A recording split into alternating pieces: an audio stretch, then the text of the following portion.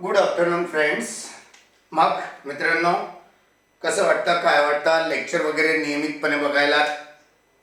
हे मला इथं कळायला लागलेलं आहे. पण माझं एक म्हणणं आहे, मन लावून बघा.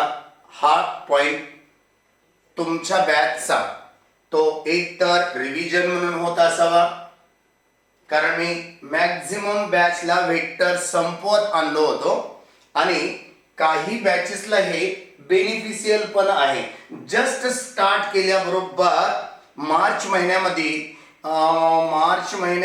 म्हणण्यापेक्षा मार्च महिन्यामध्ये आपण जस्ट लॉन्च केला होता. वेक्टरला स्टार्टिंग केली होती 1-2 तारखेला 3 तारखेला यांच्या दरम्यान काहीतरी, आणि त्यावरनं मला आठवतं एखादा पॉइंट थेरोटिकल पॉइंट किंवा एक्झरसाइज पर्यंत संपलेली एखादी बॅच असावी, किंवा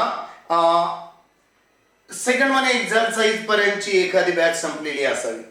आता त्यानुसार आपल्याला हा मुद्दा इथं क्लिअर करायचा आहे की तो पॉइंट तिथं प्रेड मध्ये क्लिअर झालेला इथं रिव्हिजन म्हणून होतो का, किंवा आपल्याला झाल्यासारखा वाटतो का? जरी वाटत असेल तरी पण हाच भाग जास्त तुम्ही समोर ठेवा, कारण जे सुरुवातीला आपण जे क्लासमध्ये वेक्टर घेतलो तो भाग होता माझ्या नोट्स मधूनचा, आणि हा जो भाग आहे तो as it is board text मधून मी घ्यायलो. एकीकडं सीबीएसई बोर्ड टेक्स्ट ठेवायलो आणि दुसरीकडं स्टेट बोर्ड ठेवायलो. नवीन आलेला आपल्याकडचं पॅटर्न बदललाय ना, ते आपल्याकडं पूर्ण मटेरियल आलेलं आहे. पण माझ्याही सीट मधलं मॅक्झिमम सगळंच्या सगळं नवीन सिलेबस मध्ये स्टेट बोर्ड मध्ये इन्क्लूड केलेलं आहे. एक एक्झरसाइज ज्याला आपण मॅग्निट्यूड काढणं वगैरे वगैरे म्हणतो, ती एक्स्ट्राची एक एक्झरसाइज तेवढे 4-8 काहीतरी प्रश्न आहेत मॅक्झिमम, तेवढे मात्र तुम्हाला आता इथं आपल्या व्हिडिओ लेक्चर्स मधून कव्हर करायचे. म्हणून सर्व विद्यार्थ्यांना माझं एकच सांगणं आहे, नेहमी अभ्यास ठेवा, नेहमी येणाऱ्या अडचणी कमेंट्स मध्ये द्या, फोन करा आणि वगैरे वगैरे. तर मित्रांनो, मला असं म्हणायचं आहे, तर याच्या अगोदरच्या प्रेड मध्ये म्हणजेच लेक्चर नंबर 2 मध्ये वेक्टरच्या आपण काय बघितलं होतं? डेफिनेशन ऑफ कोलिनियर वेक्टर्स आणि डेफिनेशन ऑफ कोप्लॅनर वेक्टर्स. याच्या सोबत मी युनिट वेक्टरची पण डेफिनेशन दिली होती. युनिट वेक्टर म्हणजे काय, हा भाग आपण 2 प्रेड मधून पुन्हा रिवाइज केलं. जसा की कालच्या प्रेड मधून सुद्धा आपण कोलिनियर वेक्टर, कोप्लॅनर वेक्टर बघितलेलं आहे. आज सुद्धा मी थोडंसं रिव्हिजन देतो, त्याच्यामुळे तुम्हाला पुढच्या थेरमची वगैरे वगैरे लिंक लागेल. आणि माझं म्हणणं काय, हे पुन्हा सांगण्याचा उद्देश काय, जर लाईव्ह प्रेड मध्ये बसलेला असाल तुम्ही माझ्या समोर, तर 1-2 माझ्या समोरच्या विद्यार्थ्यांना कुणाला तरी विचारलो असतो. आज माझ्या समोर कोण आहे? हे सगळे भोले मोठे विद्यार्थी, म्हणजे हा एकटा कॅमेराला माझा स्टुडंट किंवा माझी बॅच, माझे सर्व लाडके विद्यार्थी समजून शिकवायला. आणि म्हणून मला असं म्हणायचंय, मी कॅमेरा हाच एक स्टुडंट म्हणून मी त्याला बोलू शकतो. अशा पद्धतीनं तो क्वेश्चन तुमच्यापर्यंत येईल, तुम्हाला पोहोचेल. तुम्हाला ते समजायला लागलंय का बघावं लागेल. विचारलेल्या प्रश्नांची उत्तरं मी कुणाला विचारणार? या कॅमेराला, माझ्या समोर असणाऱ्या ह्या कॅमेराला. पण तुम्हाला त्याचं फील झालं पाहिजे की हे क्वेश्चन आपल्याला जमतो का. ऍक्च्युअली मी कॅमेराला बोललो असतो का? नाही, मी तुम्हाला बोलायलो.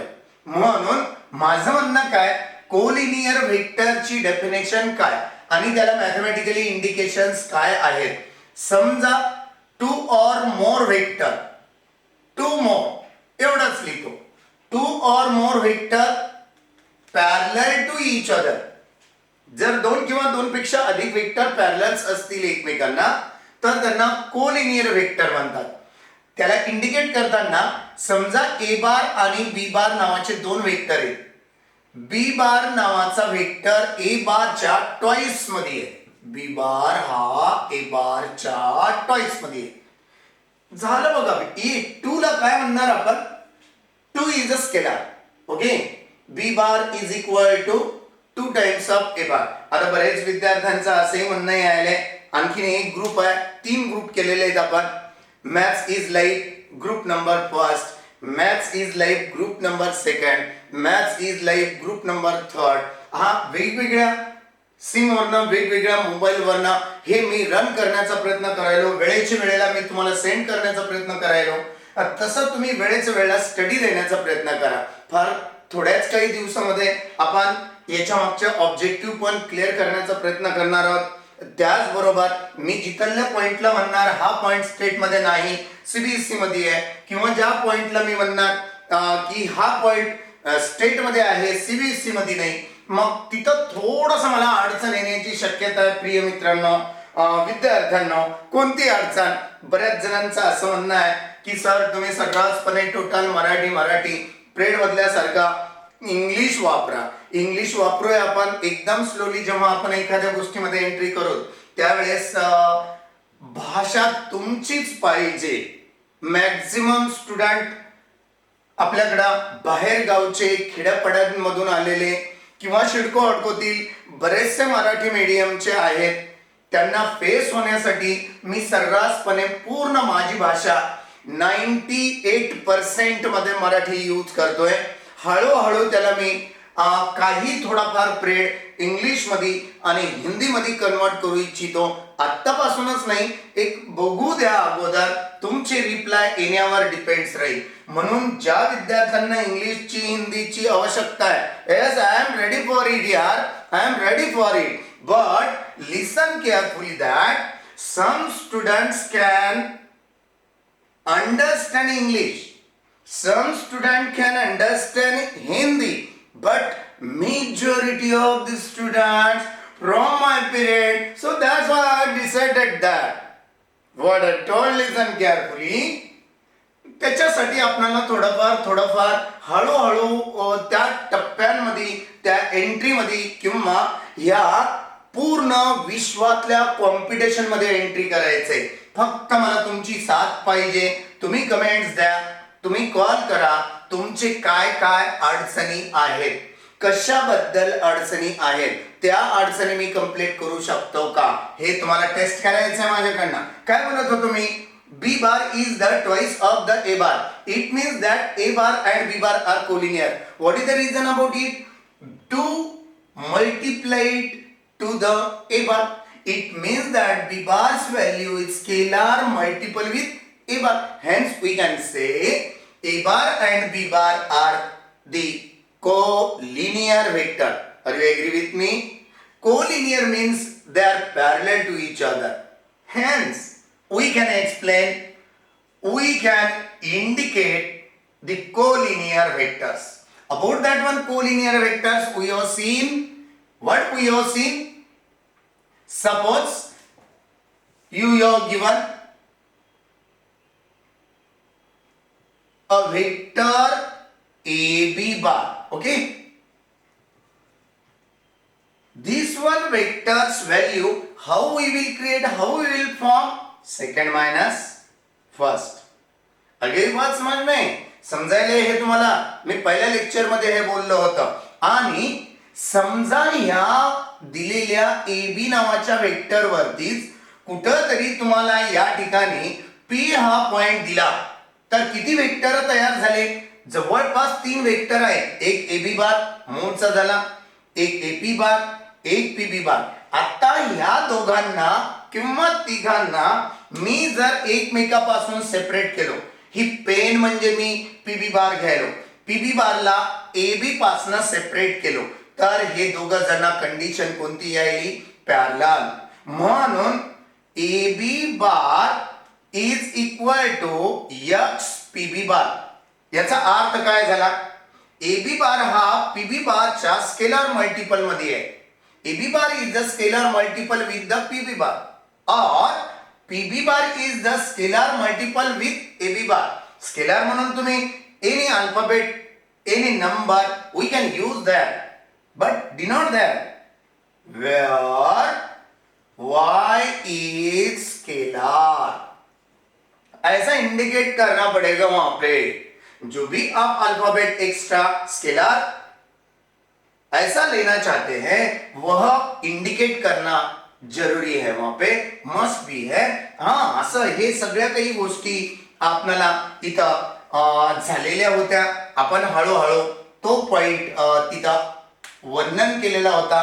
चला सेकंड वन, तोच पॉइंट आपल्याला आता कंटिन्यू करायचा आहे। कोणता होता तो? Coplanar vector. काय म्हणलं होतं बरं, थोडं रिमेंबर करा, काय म्हणलं होतं, आठवते का? काय म्हणलं होतं आपण? आठवलं? हा, चला मी आठवण करून देतो। Two or more vector parallel to the plane. प्लेनला पॅरलल असणं आवश्यक आहे। समजा हा प्लेन आहे, ह्या प्लेन वर 2-3 वेक्टर ड्रॉ केलेले आहेत मी, ए बार। ह्या ए बारला जर प्लेन पासून दूर घेतलं, पेन म्हणजेच ए बार म्हणायलो, ह्या दोघांमध्ये पॅरलल कंडिशन आहे। आठवतंय का तुम्हाला? काही कळतंय का? परत परत का सांगायलो? तुम्हाला ते कळणं आवश्यक आहे। बी बार वेक्टर, बी बारला जर समजा प्लेन पासून वेगळं केलं, प्लेन आणि हे पेन म्हणजेच बी बार, यांच्यामध्ये पॅरलल कंडिशन येते।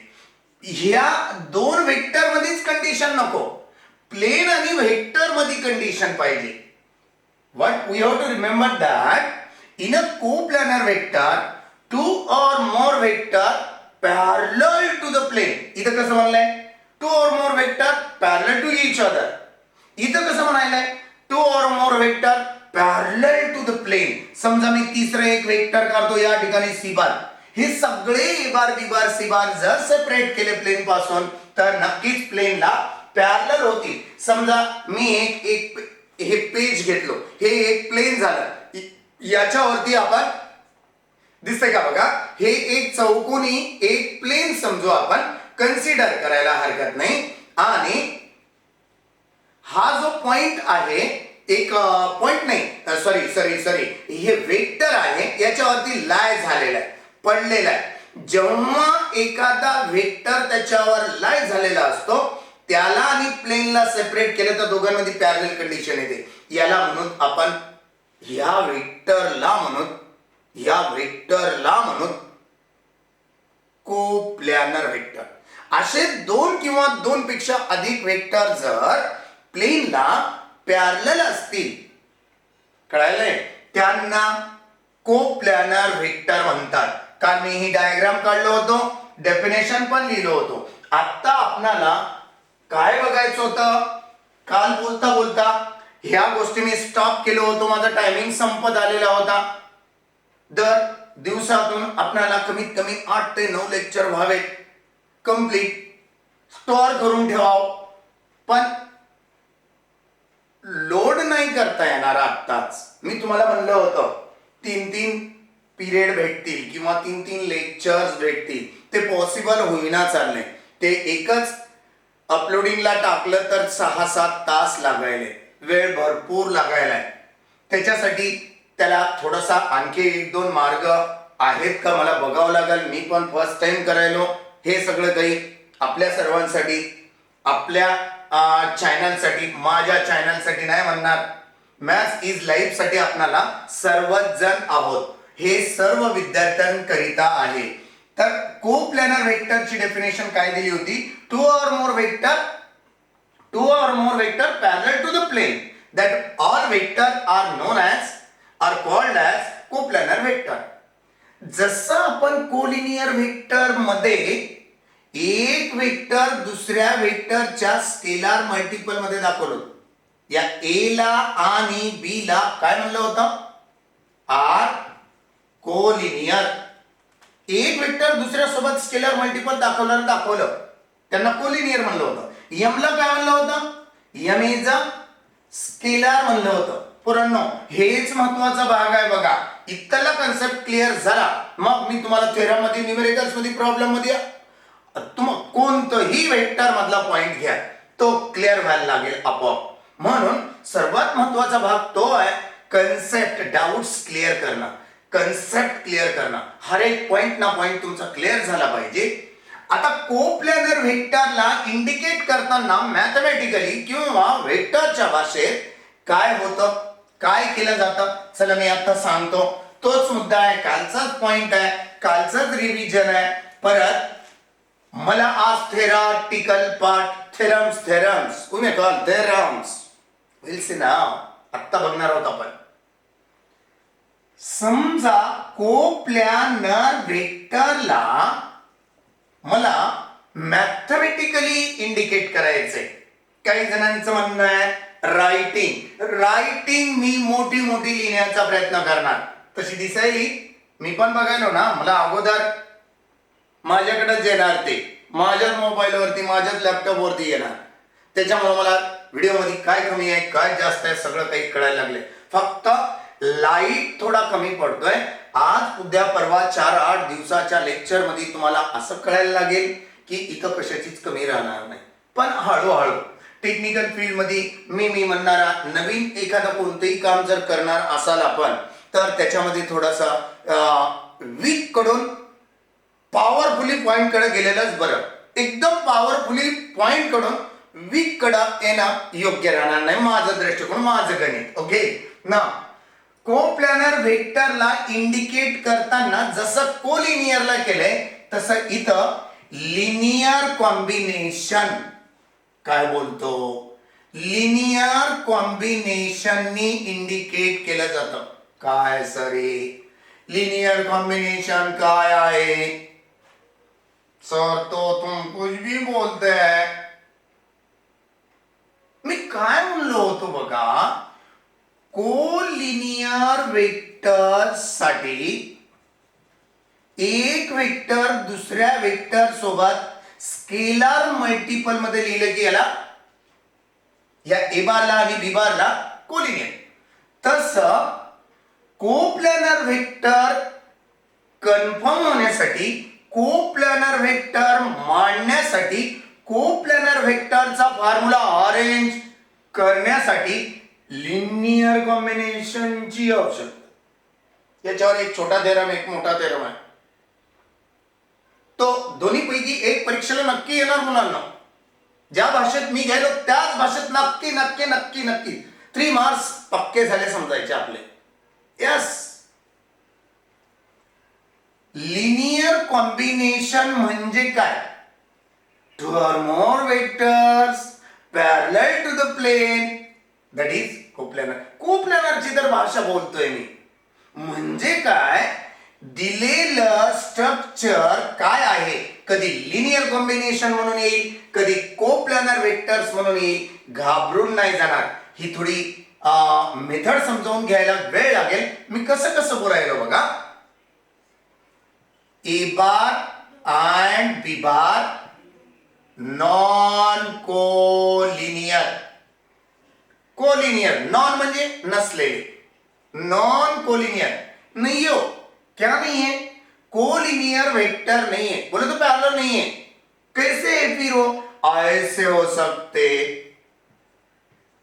दो वेक्टर हो गए ए बार और बी बार, खत्म. ऐसे भी हो सकते हैं. समझो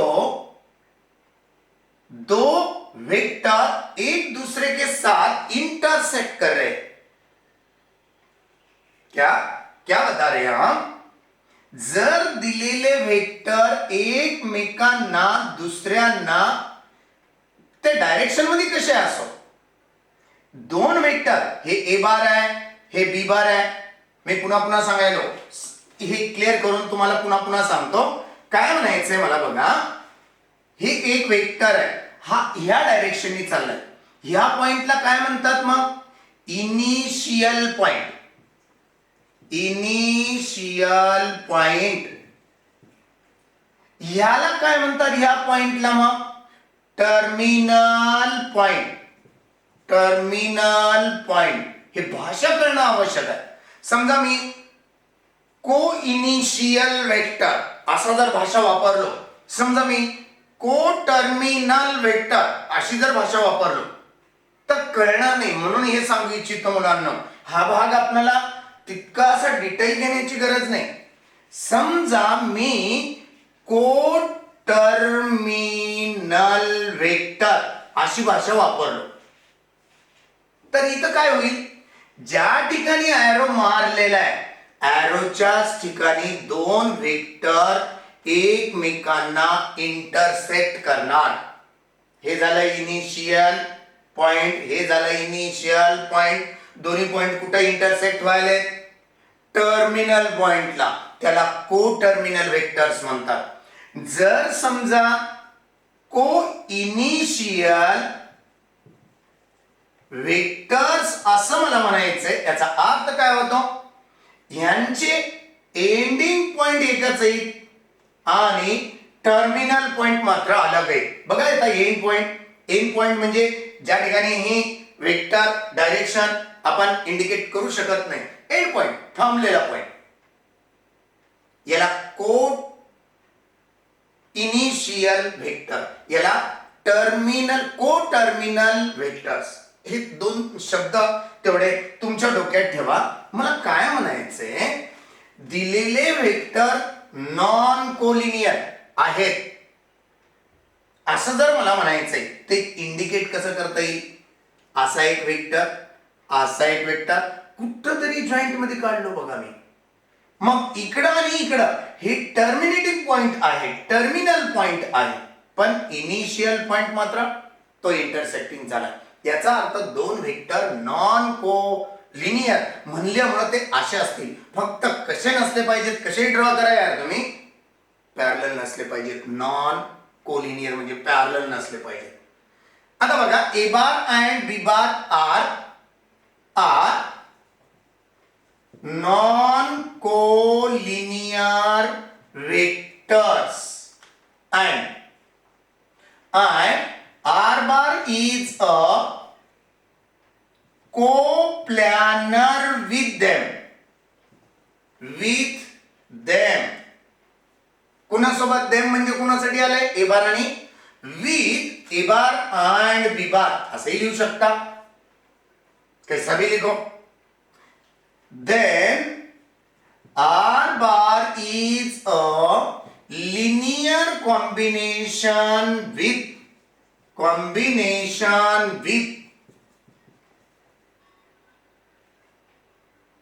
A bar and B bar represents R bar is equal to X A bar plus Y B bar, where X and Y are the scalar. बघा मुलांनो, ह्या एक्सच्या वायच्या जागी त्यांना काही देऊ शकते. सर काय नाही कळलं, हे T1 T2 आहे, M आणि N आहे. जे तुम्हाला परीक्षेला देतील तिथं स्पष्ट उल्लेख राहील किंवा बघितल्याबरोबर कळेल आपल्याला सुद्धा. ए बार सोबत M आहे, बी बार सोबत N आहे. याचा अर्थ M वर पण N वर पण बार दिलेला नाही, वेक्टर इंडिकेट केलेलं नाही, म्हणून आपल्याला काय म्हणता येईल, त्यांना स्केलार. राईट, हे स्केलार आहे. पण आपण काय म्हणून घ्यायलो स्केलार, मी M आणि N च्या ऐवजी काय घ्यायलो, X आणि Y. एक्झामला काही जरी आला तरी घाबरायचं नाही. सर काय आहे, खूप लांबलं काय, नुसतं सोपं आहे. पण कसं बोलतोय बघा, कोप्लॅनर वेक्टरलाच लिनियर कॉम्बिनेशन म्हणतात. मला हे पटवून द्यायचंय, त्याच्यासाठी एक छोटासा थेरम आहे. हा स्टेटमेंटचा भाग झाला. स्टेटमेंट काय आहे आणखी एकदा लिहितो. स्टेटमेंट काय दिले बघा, स्टेटमेंट काय म्हणते बघा. स्टेटमेंट मी लिहायलो, स्टेटमेंट परीक्षेला येणारा क्वेश्चन कसा असेल. Which type of questions we asked? If A bar and B bar are the non-zero, एक शब्द भेटला मला आणखी, non-collinear vectors and R bar is a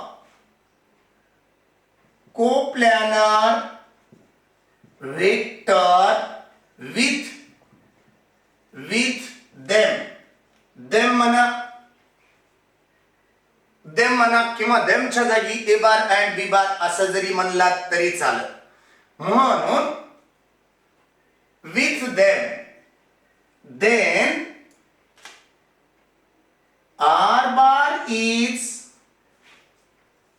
a linear combination with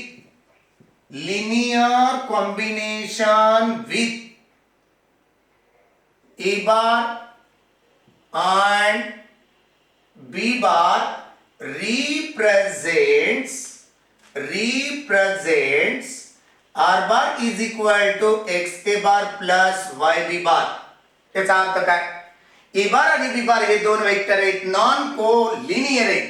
म्हणून मी एक वेक्टर असा काढायलो, एक वेक्टर झाला हा, दुसरा वेक्टर मी असा काढायलो. याला म्हणाल मी ए बार, याला म्हणाल मी बी बार. तुम्ही वरच्याला ए बार म्हणा, खालच्याला बी बार म्हणा, नाही चुकणार आपलं आन्सर. काय काय बोलायलो बघा. यांना त्यांना काय म्हणायले? नॉन झिरो, झिरो नसलेले, वह जीरो नहीं है. और नॉन कोलिनियर यानी कि वो पैरेलल भी नहीं है, झिरो पण नाही, मग त्यांना मॅग्निट्यूड आहे. लावलं चौक दाखवलं मॅग्निट्यूड आहे, याचा अर्थ झिरो नाहीत म्हणल्यामुळं मी हा एक वेक्टर घेतलो, याला पण लांबलं चौक दाखवलंय, लेंथ मध्ये वाढवलं ना, मी इन्क्रीज करून काढलो मुद्दाम, नॉन झिरो म्हणल्यामुळं. आणि यांना इंटरसेक्ट केलेलं का दाखवायलो? ओ या पॉइंटला इंटरसेक्ट केलेलं का दाखवायलो? त्यांना नॉन कोलिनियर म्हणलंय. ओ ए बार ला मी ए बार म्हणणार, ओ बी बार ला मी बी बार म्हणणार.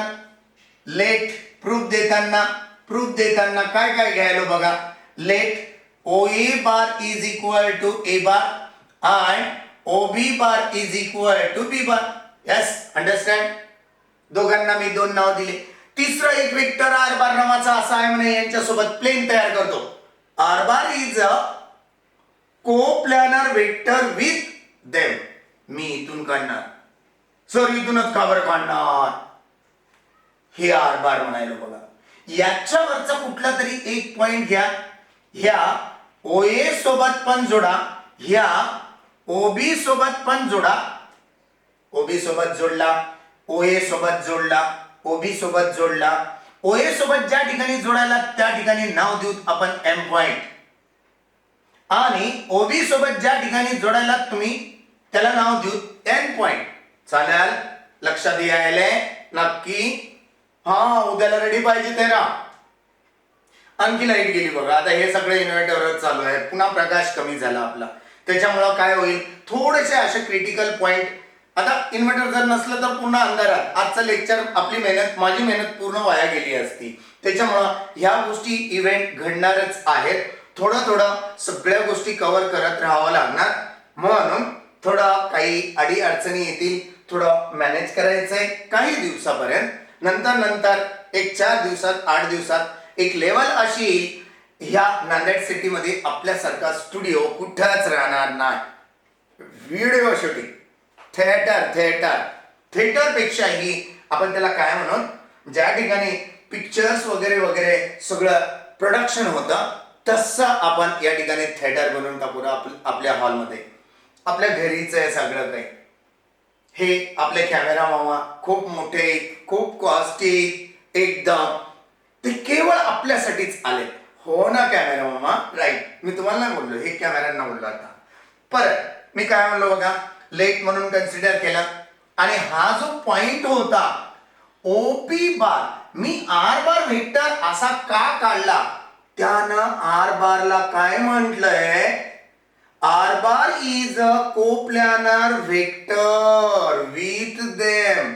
मला जेणेकरून असं काढता आलं पाहिजे, या आर वेक्टर सोबत ए बारचं पण म्हणजे ओ ए बारचं पण, बी बारचं पण म्हणजे ओ बी बारचं पण एक प्लेन तयार करता आलं पाहिजे. अंडरस्टँड? म्हणून मी तसं मधून नेलो आणि एक पॉइंट घेऊन आर बारवर, आर वेक्टरवर मी एम हा पॉइंट ओएसी जॉईंट केलो आणि एन हा पॉइंट ओबीसी जॉईंट केलो. बघा प्लेन झाला की नाही. ओ एम पी एन चौकोनी पृष्ठभाग, that is the R bar is coplanar vector. म्हणून हा पॉइंट खूप नक्कीच फार महत्वाचा ठरतो. अंडरस्टँडिंग. हे घेतलं आपण. OP bar is equal to R bar. हे 3 पॉइंट कन्सिडरेशनचे. बघा मुलांना, काळजीपूर्वक जर बघितलं, ओए बारला मी ए बार म्हटलंय, राईट. ओए बार वरच एक एम पॉइंट येऊन बसलाय. एम पॉइंट येऊन बसल्यामुळं यस ओए ह्या वेक्टर वर आतमध्येच एम हा पॉइंट येऊन थांबलाय. मग मला असं म्हणायचंय, मला ओएम पाहिजे मुलांना. ओएम च एक्सप्लेनेशन ओएच्या बाबतीत तुम्ही काय देणार. बघा वाक्य बघा. ओएम च इन्फॉर्मेशन तुम्हाला ओएच्या बाबतीत काय देता येईल. सर तुम्हाला कळलं का, आता झालंय ना आपलं. OM bar is a collinear with OA bar. कारण ओएम बारला वेगळं करा की ओए बार आणि ओएम बार मध्ये काय म्हणलात की सर समजतंय का. बघा हा पॉइंट थोडा गुंतागुंतीचा वाटतो. ओए बार आणि ओएम बार एकमेकावर आहेत. ऍक्च्युअली मी ओएम बारला असं ऍक्शन करून सांगायला, याचा अर्थ ओए बार आणि ओएम बार हे नक्कीच पॅरलल आहेत. म्हणून काय म्हणता येईल, OM bar is collinear with OA bar. Therefore, OM bar is equal to X OA bar. चालेल का. Where X is scalar. Kadam एक पॉइंट झाला. याला नाव नंबर जरी दिला, हे माझा इक्वेशन नंबर 1 आहे. याला बॉक्स जरी केला तरी चालतं. असं दुसरा पॉइंट काय तयार होईल बघा बरं. आणखी एक पॉइंट आहे, कळला असेल, नक्की कळला. ON bar is linear combination with OB bar. काय म्हणलात वेगळी शब्द, वेगळी भाषा रचना वेगळी वापरायलो. ON bar is a collinear with OB bar. आता पटलं. दुसरी भाषा बोलतो. ON is parallel to OB. Rough मध्ये बोललो. काय म्हणायलो, and ON bar is collinear with OB bar. संपलं पॉइंट. याच्यावरून काय म्हणता येईल आपल्याला, म्हणून ON bar is equal to YOB bar. इथं एक्स आणि वाय का घेतलं आपण. अहो थेरम मध्ये तसं दिलंय. तुम्हाला T1 T2 दिलं, तुम्हाला नक्कीच कळेल. अरे गड्या, ओएला इंटू मध्ये काय घेता येईल, स्केलार. त्यांना एक्झाम मध्ये आपल्याला क्वेश्चन मध्ये T1 दिले, मीच देतो.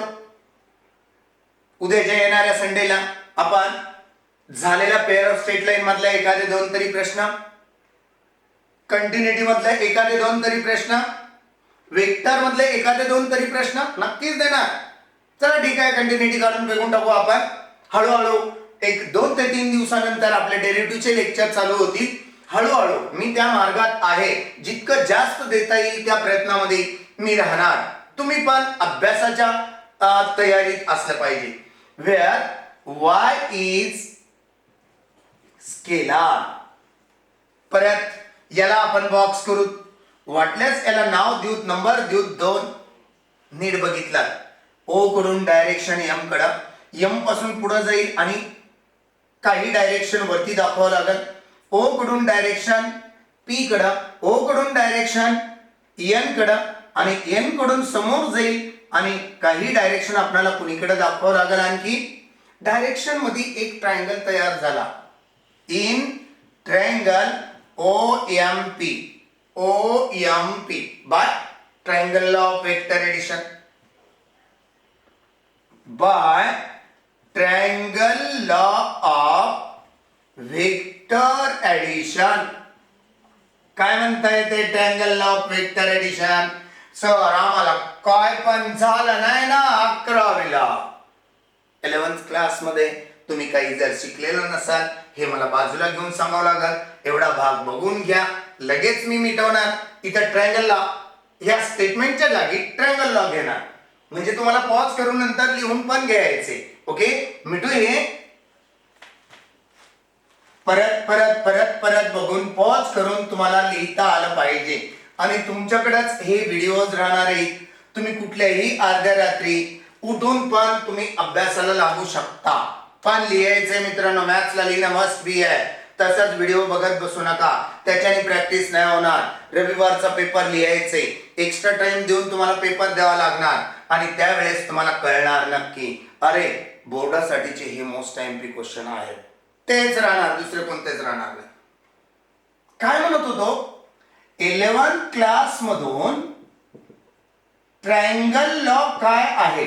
Triangle law of vector addition काय आहे? ज्या लोकांना माहित नाही त्यांना समजून सांगतो. समजा हा ट्रायंगल दिलाय, काय पी क्यू आर. ही क्यू पासून एक डायरेक्शन आर कडे काढतो, आर कडून पी कडे एक डायरेक्शन, एका नंतर एक जाणार आहे. सिरीज मध्ये असणाऱ्या दोन डायरेक्शनची सम ही तिसरी निघते. ती कशी पाहिजे? पण ही जर डायरेक्शन अशी दिली, याचं येणार आन्सर मायनस मध्ये निघतं.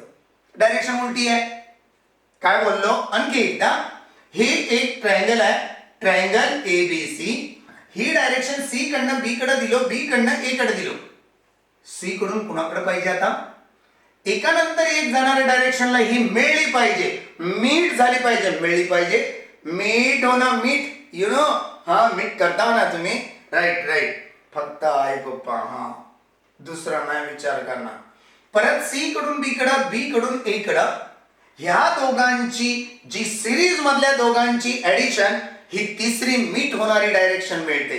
याचा अर्थ सीबी बार सी कडून बी कडं plus BA bar is equal to CA bar, असं निघतं formulated part.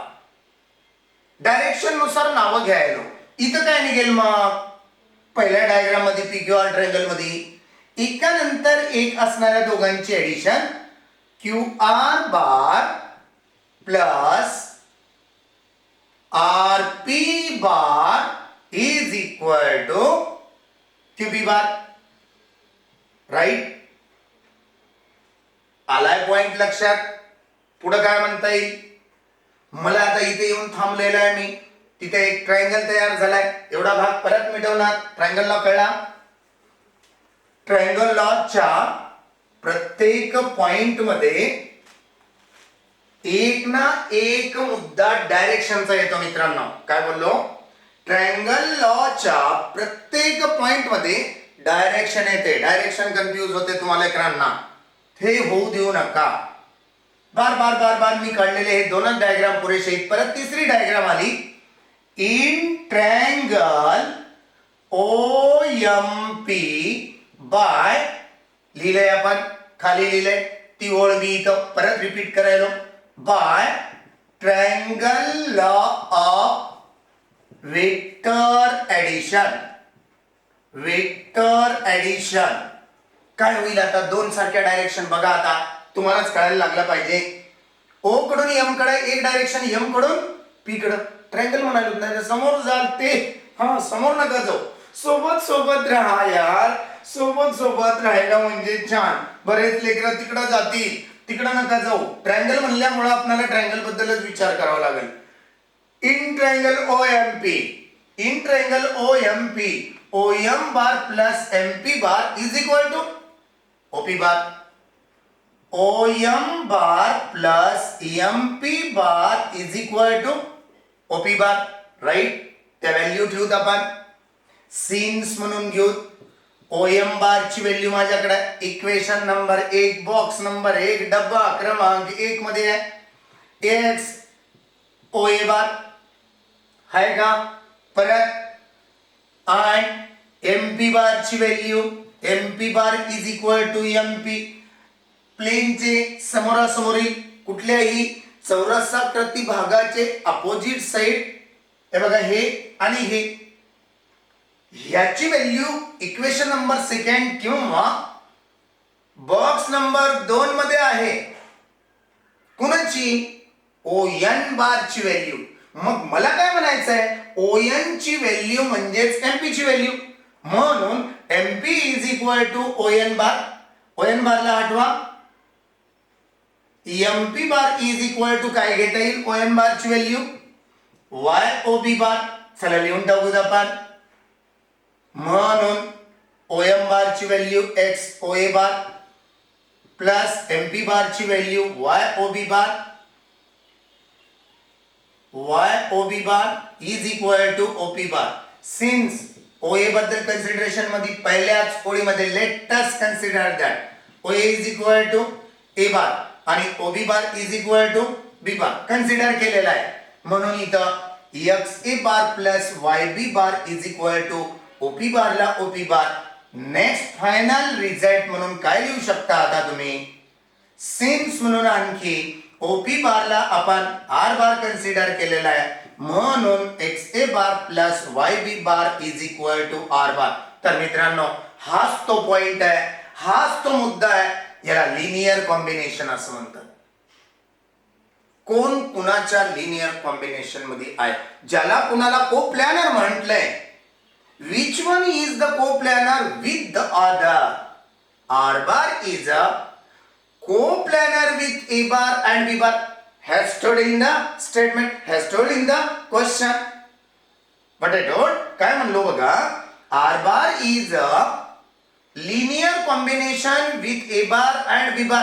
With them, R bar is a linear combination with किंवा R bar is a coplanar with them. जी भाषा आहे ती खेचून कशी आणलो आपण.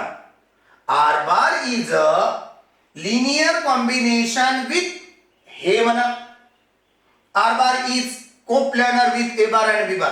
हेच रिझल्ट निघणार. याला काय म्हणतात, कोप्लॅनॅरिटी रूल. किंवा दोन वेक्टरच्या बाबतीत रिझल्टंट R bar आहे, लिनियर कॉम्बिनेशन मध्ये R bar आहे. कुणाच्या लिनियर कॉम्बिनेशन मध्ये आहे सर, A बार आणि B बारच्या. याचा अर्थ हा R बार वेक्टर नक्की AB पासून तयार होणाऱ्या प्लेनवर कोप्लॅनर आहे.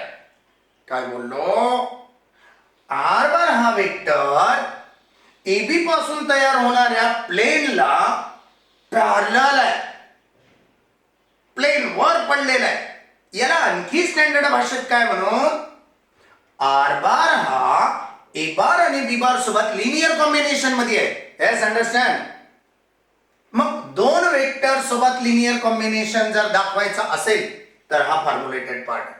आणि उद्याला जो लेक्चर येणार आहे, तीन वेक्टर सोबत लिनियर कॉम्बिनेशनचा पार्ट हाच आहे. ॲज इट इज थोडा मोठा आणि वास्ट आहे, दोन टप्प्यांमध्ये आहे.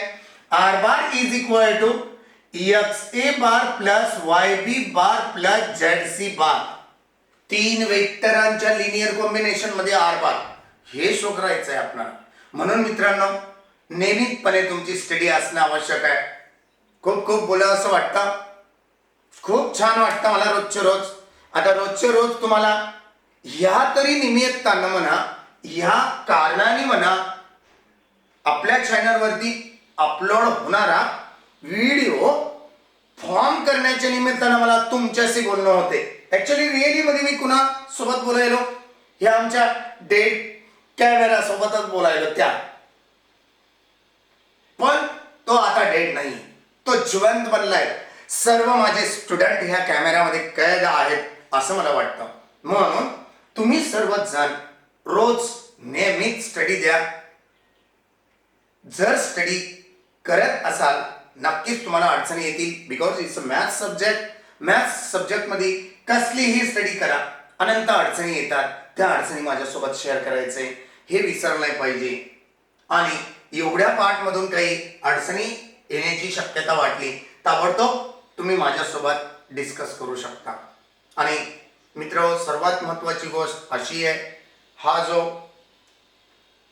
ड्युरेशन चालू आहे आपल्या सगळ्यांवर म्हणण्यापेक्षा पूर्ण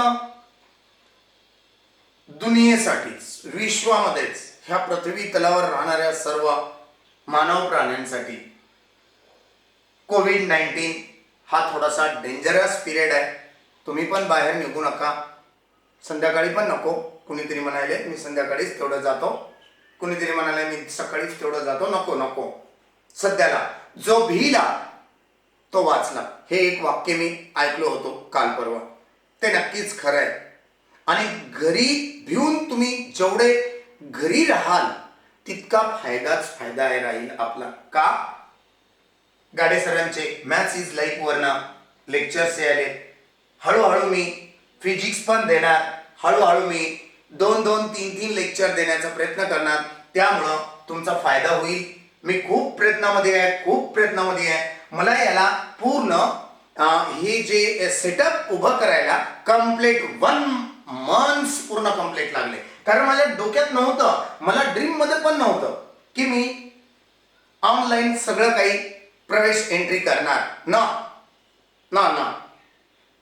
नेव्हर यार, नेव्हर. मला हे माइंड मध्येच नव्हतं कधी.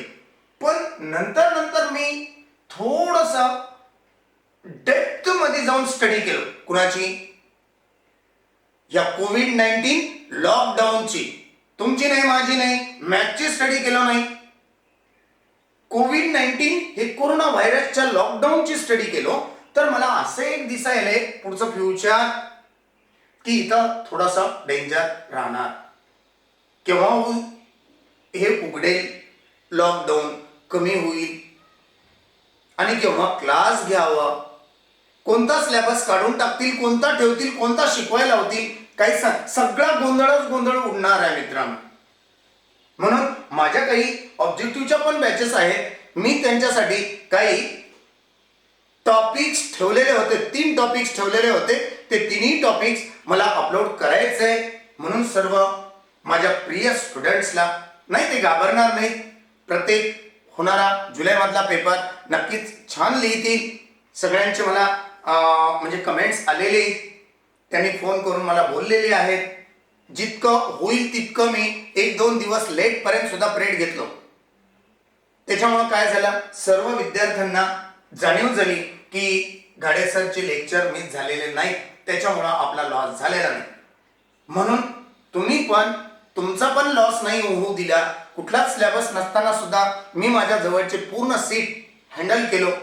150-200 प्रॉब्लेम प्रत्येक टॉपिक मधून घेतलेले, त्यातून बरेचसे टॉपिक झालेले. तुमची तरी एक्झाम खूप लांब पल्ल्यावर आहे. पुढे डिसाईड करू शकेल शिक्षण मंडळ. मला पण कसं घ्यायचं ते मी डिसाईड करू शकतो. पण आज ऑब्जेक्टिव्ह वाल्यांचे, जेई वाल्यांचे, सीईटी वाल्यांचे त्रिपीट उडलेले, चक सत्यानाश बट्ट्या बोळ झालेला आहे मित्रांनो. तरी घाबरू नका. तुम्हाला जे काही मी घेतलो प्रामाणिकपणे आणि 100% गॅरंटेड बोलायलो. तुम्ही जेवढे जण हे लेक्चर माझं बघायला ऑब्जेक्टिव्ह वाले, डोंट वरी यार. जे मी टीचिंग दिले त्या टीचिंग वर बेस्ड हर एक पॉइंट ना पॉइंट तुमचा क्लिअर ठेवा. तो पॉइंट तुमचा एक्झाम मध्ये दिसणार म्हणजे दिसणार, हे गॅरंटेड. पण त्यापैकी एखादा जर मुद्दा तुमचा विसरला, कन्फ्यूज झाला, 2-3 अँगल ना जेव्हा मी सोडत होतो बोर्डवर ऑब्जेक्टिव्ह, त्यावेळेस तुम्हाला कळलेलं आहे 2-3 अँगल ना त्याला सॉल्व्ह करून बघायचा. ह्या मेथडनी, ह्या फॉर्म्युल्यानी, त्या मेथडनी, त्या फॉर्म्युल्यानी, त्या शॉर्टकट्सनी काय काय आन्सर मिळू शकतं. ज्याच्या मेथड मध्ये 2-2, 3-3 मेथड वापरल्यानंतर ज्यांनी सारखेच आन्सर मिळाले, नक्कीच ते आन्सर आहे, तुम्ही डन करू शकता. म्हणून मलाही गॅरंटी आहे, माझे हे ऑब्जेक्टिव्ह करणारे स्टुडंट नाही घाबरणार ना, थेरी करणारे स्टुडंट नाही घाबरणार. हर एक पॉइंट ना पॉइंट क्लिअर होईल, प्रत्येक मुद्दा क्लिअर होईल. पण थोडासा लवकरात लवकर केलं तर बरं झालं असतं असं वाटायला लागलं होतं. पण आपण आपल्याकडे आता हॉल सेटअप सगळ्या बॅचेस या कॅमेरामध्ये कैद केलं, त्याच्यामुळे भीती नाही कसली. रेग्युलर मध्ये मी पाठवण्याचा तर खूप प्रयत्न करायलो. ऑब्जेक्टिव्ह जेवढं लवकर होईल तेवढं लवकर पण सेंड करणार. तुम्हाला खूप खूप बरं वाटेल आणि खूप छान वाटायला लागेल. तुम्ही सर्वच जण नियमितपणे येणारे व्हिडिओज यूट्यूबवरचे तुम्ही नक्कीच व्ह्यू कराल, अपिअर कराल, बघाल. आणि त्यानंतर जेवढे काही आजूबाजूला तुमचे फ्रेंड्स आहेत, माझे स्टुडंट असतील किंवा नसतील, त्या सर्व स्टुडंटला बिंदास आपल्या गावाकडे जर मावस भाऊ असेल, चुलत भाऊ असेल, आमकी बहीण असेल, आत्ते बहीण नाही बहीण म्हणा, जे काही कोणी असतील रिलेटिव्ह, त्यांना नक्कीच सेंड करा हे सगळं काही. आणि हे सेंड केल्याच्या नंतर जर लिंक सेंड केलात तुम्ही तुमच्या जवळच्या यारांना, म्हणजे मित्रांना, मैत्रिणींना, तर नक्कीच ते लोक सबस्क्राईब करतील आणि त्यांच्या मोबाईलवरती माझे नवीन नवीन होणारे ऑब्जेक्टिव्ह सहितचे व्हिडिओज नक्कीच मी अपलोड करून देईल, सेंड करत राहील, त्यांना कन्फर्म होईल ऑटोमॅटिकली. म्हणून सर्व तुमच्या मित्रांना, जवळपासच्या सगळ्यांना सांगून टाकायचंय, हे सबके लिए खुलाया अभी, कुछ टेन्शन नाही. हर एक पॉइंट ना पॉइंट इथं मी क्लिक करणार, जिथं क्लिक करणं चाललो की हे सीबीएसईचं आहे का, हे थेरीचं आहे, त्यावेळेस समजून घ्यायचं की दोघांचं आहे.